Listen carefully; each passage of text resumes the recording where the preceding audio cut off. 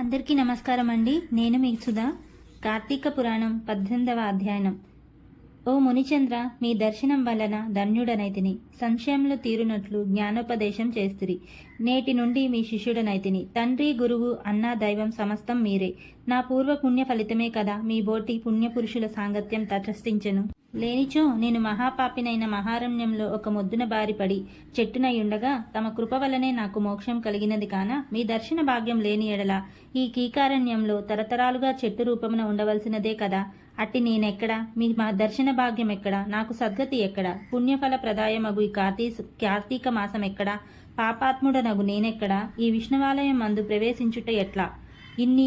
ఇన్నియూ దైవికముగా ఘటనలు తప్ప మరొకటి కాదు. కాన నన్ను తమ శిష్యునిగా పరిగ్రహించి సత్కర్మలను మానవుడెట్లు అనుసరించవలేను, దాని ఫలమెట్టిదో విశదీకరింపుడని ప్రార్థించెను. ఓ ధనలోభ, నీవడిగిన ప్రశ్నలన్నీ మంచివే. అవి అందరికీ ఉపయోగకరమైనటివి కాన వివరించదను, శ్రద్ధగా ఆలకింపుము.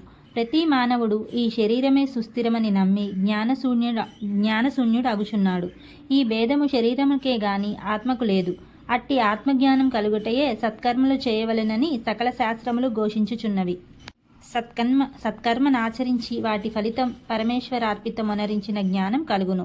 మానవుడే జాతివాడైనా ఎటువంటి కర్మలను ఆచరించవలెనో తెలుసుకొని అటువంటివి ఆచరించవలెను. బ్రాహ్మణుడు అరుణోదయ స్నానం చేయక సత్కర్మలను ఆచరించిన వ్యర్థమగుట. అటులచే కార్తీక మాసమందు సూర్య భగవానుడు తులారాశిలో ప్రవేశించుచుండగాను, వైష్ణవ మాసంలో సూర్యుడు మేషరాశిలో ప్రవేశించుచుండగా, మాఘమాసంలో సూర్యుడు మకర రాశి యందు ప్రవేశించుతాడు. అనగా ఈ 3 మాసముల యందైనా తప్పక నది స్థానంలో ప్రాప్తకాల స్నానం చేయవలెను. అటుల స్నానం ఆచరించి దేవతార్చన చేసిన ఎడల తప్పుక వైకుంఠ ప్రాప్తి కలుగును. సూర్య చంద్ర గ్రహణ సమయములందు తదితర పుణ్యదినములందు స్నానం చేయవచ్చును. ప్రాప్తకాలమున స్నానం చేసిన మానవుడు సంధ్యావందనం, సూర్య నమస్కారములు చేయవలెను.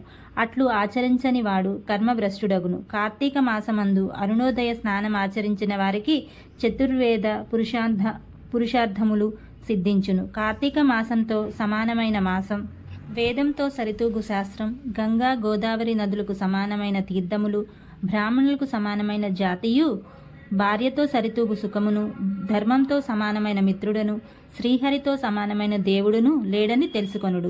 కార్తీక మాసమందు విద్యుత్ ధర్మంగా స్నానాదులు ఆచరించిన వారు 1,000,000 యాగములు చేసిన ఫలితం పొంది వైకుంఠమునకు పోదురు అని అంగీసరుడు చెప్పగా విని మరలా ధనలోభుడు ప్రశ్నించెను. ఓ మునిశ్రేష్ఠ, చతుర్మాస వ్రతమని చెప్పితిరే, ఏ కారణం చేత దానిని ఆచరించవలెను? ఇది ఎవరికైనా ఈ వ్రతం ఆచరించి ఉన్నారా? ఈ వ్రతం యొక్క ఫలితమేమిటి? విధానమెట్టిది? సవివరంగా విశదీకరింపుడని కోరెను. అందులకు అంగీసరుడు ఇట్లా చెప్పెను. ఓయి వినుము.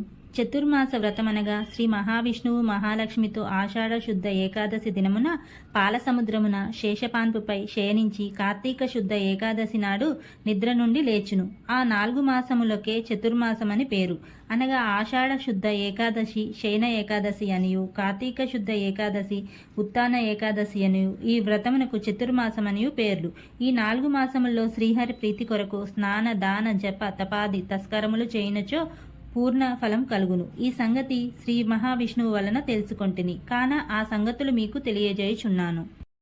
కృతయుగంబున శ్రీ మహావిష్ణువు వైకుంఠమందు గరుడు గంధర్వాది దేవతలచే వేదముల చేత సేవింపబడుతున్న శ్రీమన్నారాయణుడు లక్ష్మీదేవి సమేతుడై సింహాసనమున కూర్చుండి ఉండగా, ఆ సమయమున నారద మహర్షి వచ్చి పద్మనేత్రుడను చతుర్ముఖుడగు కోటి సూర్య ప్రకాశవంతుడగు శ్రీమన్నారాయణునికి నమస్కరించి ముకుళిత హస్తాలతో నిలబడి ఉండెను.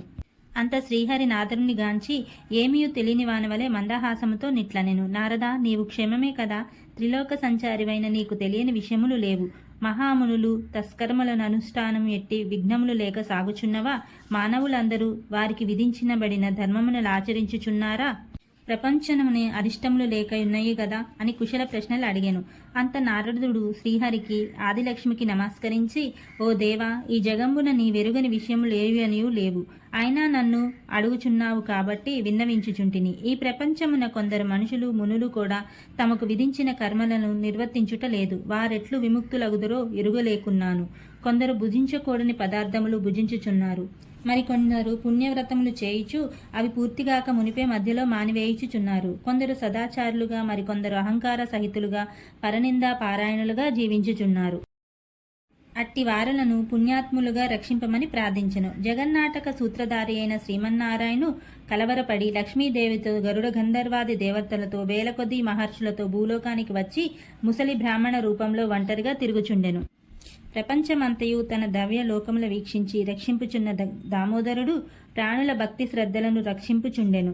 పుణ్యక్షేత్రములు, పుణ్య నదులు, పుణ్యాశ్రములు తిరుగుచుండెను. ఆ విధంగా తిరుగుతున్న భగవంతుని గాంచి కొందరు ముసలివాడి అని ఎగతాళి చేయుచుండిరి. మరికొందరు ఈ ముసలివాని మనకేమి పని అని ఊరకుండిరి. కొందరు గర్విష్ఠులై మరికొందరు కామాంధులై శ్రీహరిని కన్నెత్తైనా చూడకుందిరి.